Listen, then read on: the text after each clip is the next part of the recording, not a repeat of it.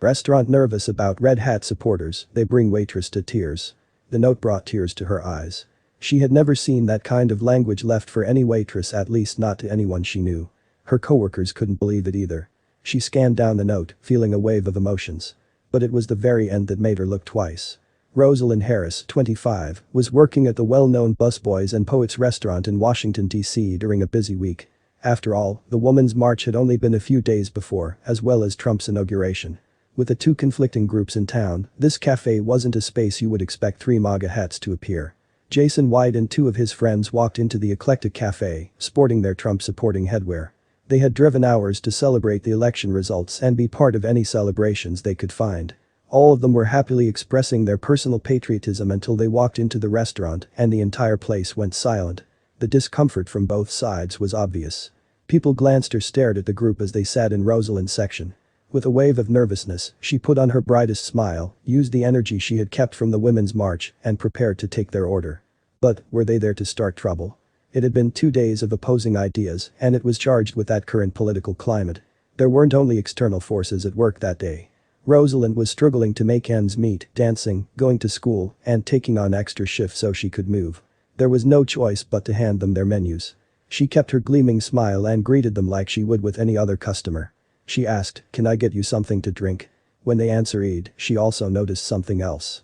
They were from somewhere in the South. They replied at how they weren't from around there. They actually came up from Texas. She brightly commented she could tell.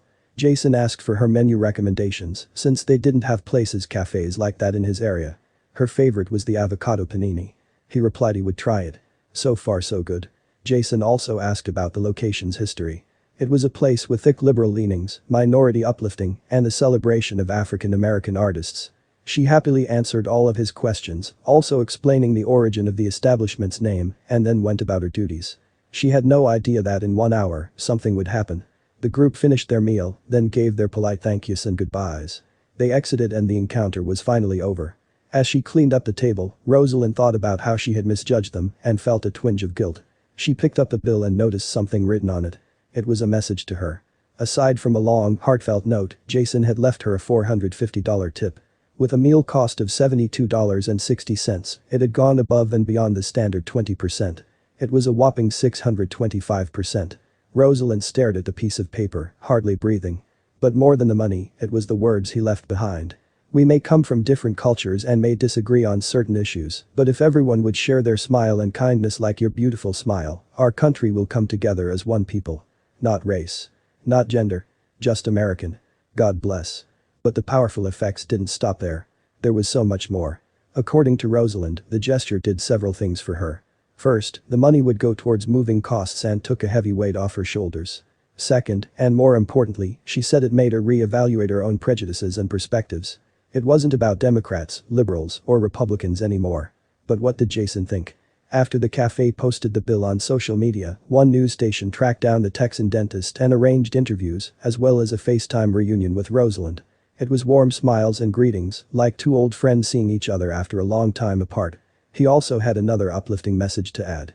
It's not about a white Trump supporter giving a generous tip to a black waitress. It's about an American being generous to another American. Earlier, he had also been moved when he watched the guards at the tomb of the unknown soldier.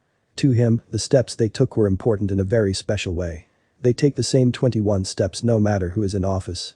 The final act of inspiration he had received was of a happy, smiling waitress that had served them with kindness, even though they were very different. The number was also symbolic to him, $450 for the 45th president in office.